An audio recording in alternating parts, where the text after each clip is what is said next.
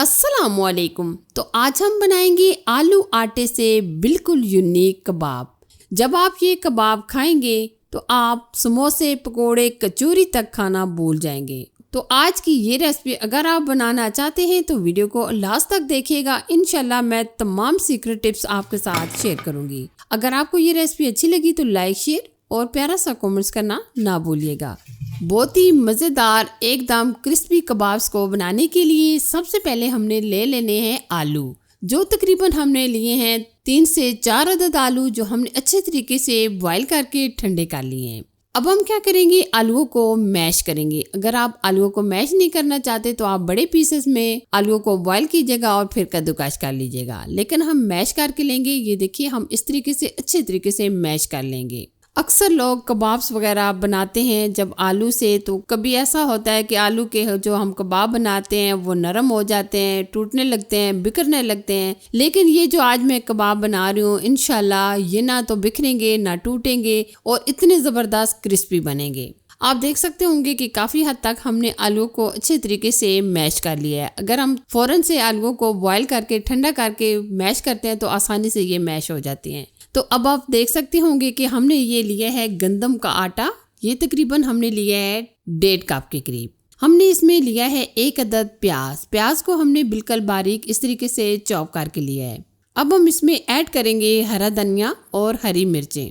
अच्छा जी, अब हम इसमें स्पाइसेस ऐड करेंगे। हम इसमें डालेंगे चटपटा टेस्टी बनाने के लिए चाट मसाला। ये हमने चाय का 1 चम्मच लिया है। अब हम इसमें 1 चम्मच जीरा ऐड करेंगे, आधा चम्मच नमक ऐड करेंगे, कुटी लाल मिर्च चाय का आधा चम्मच, हल्दी पाउडर चाय का आधा चम्मच और 1 चम्मच हम लेंगे साबुत धनिया। अब हम क्या करेंगे, तमाम चीज़ों को अच्छे तरीके से मिक्स करेंगे। अभी हम इसमें कोई पानी वगैरह शामिल नहीं करेंगे, क्योंकि आपको पता है आलूओं के अंदर और प्याज के अंदर काफ़ी नमी होती है, तो हमें पानी डालने की ज़रूरत नहीं पड़ेगी। अगर हमें ज़रूरत पड़ा तो हम इसमें एक और चीज़ शामिल करेंगे। आप इस तरीके से हल्के हाथों से मिक्स कर लें। आप देख सकते होंगे कि हम बिल्कुल हल्के हाथों से इसको मिक्स कर रहे हैं, क्योंकि जो आलू की नमी होती है इसकी मदद से आप देख सकते होंगे कि ये बैटर हमारा काफ़ी हद तक सेट हो चुका है। लेकिन हम इसको मज़ीद ज़बरदस्त बनाने के लिए 1 अदद अंडा भी शामिल कर देंगे। अगर आप अंडा नहीं डालना चाहते तो आप स्किप भी कर सकते हैं। ये ज़रूरी नहीं है कि मैं इसमें अंडा शामिल कर रही हूँ तो आप भी अंडा शामिल कीजिएगा, लेकिन इसका टेस्ट और जायका बढ़ाने के लिए हमने इसमें 1 अदद अंडा शामिल किया है। इससे हमारे कबाब की बेंडिंग भी अच्छी आएगी और दूसरा हमें पानी डालने की भी ज़रूरत नहीं पड़ेगी। आप देख सकते होंगे कि माशाल्लाह ज़बरदस्त हमारा ये बैटर रेडी हो चुका है। अब हम क्या करेंगे, इसको हल्के हाथों से गूंद लेंगे। सिर्फ 1 से 1.5 मिनट ही गूंदिएगा, क्योंकि हमें इसको मज़ीद गूंदने की ज़रूरत नहीं है। आप देख सकते होंगे कि माशाल्लाह काफ़ी हद तक सेट हो गया था, लेकिन हमने मज़ीद इसमें 1 से 2 चम्मच मैदा भी शामिल कर लिया था, ताकि ये मुकम्मल डो सी हमारी बन जाए।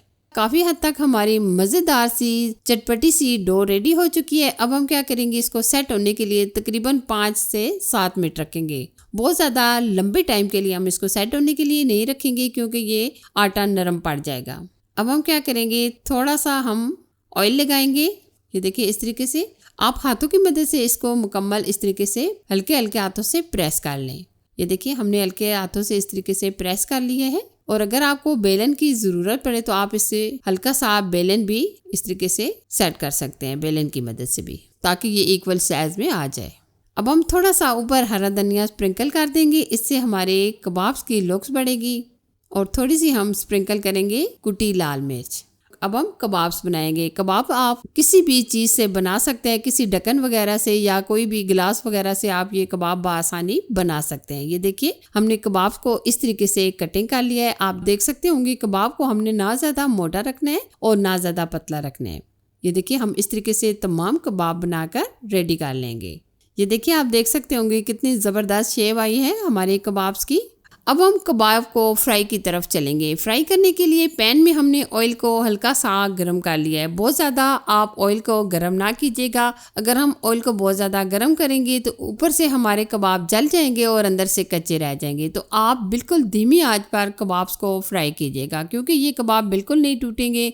ये कबाब फ्राई होने में तकरीबन 5 से 7 मिनट लगेंगे, क्योंकि हमने अच्छे तरीके से इनको क्रिस्पी कर लेना है और ये मुकम्मल गोल्डन कलर आने तक हमने फ्राई करना है। ठीक है, हम 1 से 2 दफ़ा अलट पलट कर गोल्डन कलर आने तक कबाब्स को फ्राई करेंगे। और यहाँ मैं फिर से आपको बताना चाहूँगी कि आँच आप बिल्कुल लो रखिएगा, क्योंकि अगर हम लो आँच रखेंगे तो इससे हमारे कबाब बहुत ही अमेजिंग और बहुत ही क्रिस्पी से बनेंगे।